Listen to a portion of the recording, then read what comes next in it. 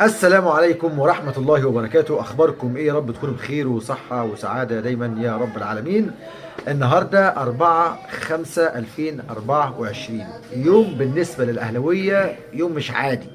يوم مش عادي لأن النهاردة الأهلي لما لاعب الجونة ما لعبش مباراة زيها زي أي مباراة، ولكن من أهم مكاسب المباراة دي لحظة انتظرها كتير جدا من مشجعي النادي الأهلي، ولحظة ارتداء علي معلول إشارة كابتنة النادي الأهلي. وبالتالي علي معلول انضم لأحد كباتن النادي الأهلي ويستحقها بجدارة. أول مرة نشوف جماهير النادي الأهلي بتقول يا رب رامي ربيعة يقعد وهو قاعد، يا رب محمد هاني ما يلعبش، عشان الجماهير بتفضي الساحة لعلي معلول، وده حب، ده عشق، ده مش اي لاعب في النادي بيتعرض للموقف الجميل ده اللي بيخلي اللاعب بالفعل انه بيكون احد ابناء النادي الاهلي. ضيف الى ذلك بقى ثلاثيه النادي الاهلي اللي اكتسح بيها فريق الجونه. مباراه الاهلي باقل اداء بيحقق الثلاث نقط. الاهلي باقل اداء بيخرج في بهذه المباراة بمكاسب جميلة جدا. أبرزها رجل المباراة محمود متولي، اللي كان مارسيل كولر خلاص عايز يقرر الاستغناء عنه. النهاردة محمود متولي أعتقد أنه قدر يثبت كفاءته، قدر أنه يقول أنا موجود، أنا ما استحقش أقعد على الدكة يا كولر، أنا المفروض أكون أساسي. واحنا بنضم صوتنا للاعب المحترم اللي تقدر تقول خلاص هو رجل المباريات القادمه. رجل المباريات القادمه. حط محمد عبد المنعم، حط محمود متولي شغال، حط عبد المنعم، حط ياسر برضه شغال.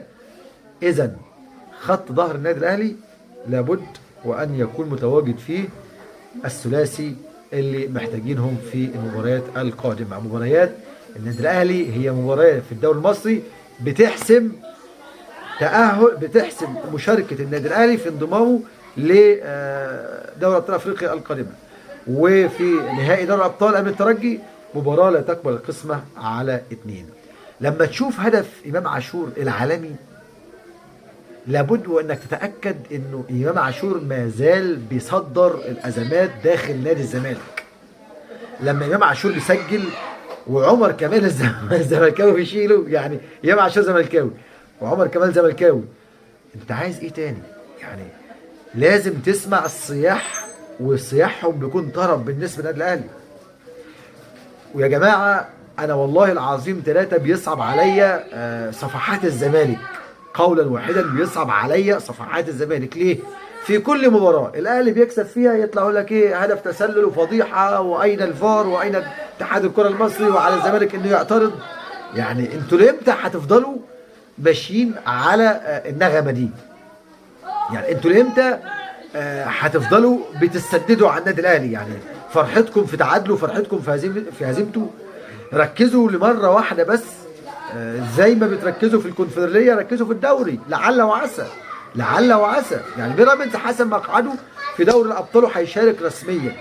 الاهلي خلاص، الاهلي من 4 مباريات كسب 2، فاضل له مباراتين هيكسبهم باذن الله تعالى. اتحاد المباراه القادمه واللي بعديها. انت موقفك ايه اللي عمال كل شويه تقول هدف تسلل وهدف ما اعرفش ايه وحرام ونادي الدوله؟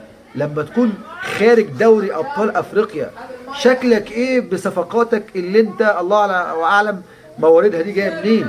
شكلك ايه قدام جمهورك في حاله لو خسرت الكونفدراليه وفي نفس الوقت مش لا خدت دوري ولا هتشارك في الكونفدراليه القادمه؟ وكلامنا ده لمصلحتهم، والمشكله بيزعلهم. المشكله بيزعلهم. فبالتالي يا جماعه انا بقول النادي الاهلي النهارده بقى المكاسب الحمد لله قدر يكسب بثلاثيه محترمه. عمر كمال، محمود متولي، تقدر تقول امام عاشور، كهربا، الناس دي كلها كانت في في متوسط مستواها. وبالنسبه للنادي الاهلي تقدر تقول ان الكوكبه دي لما تكون في اعلى حالاتها خلاص امسك الخشب، دوري ودوري ابطال وكاس مصر ان شاء الله كله في الجزيره باذن الله تعالى. وبكتفي بهذا القدر، ما بحبش اطول على حضراتكم. ان شاء الله انتظرونا دائما وابدا على ملعب كرة. دمتم في رعايه الله، والسلام عليكم ورحمه الله وبركاته.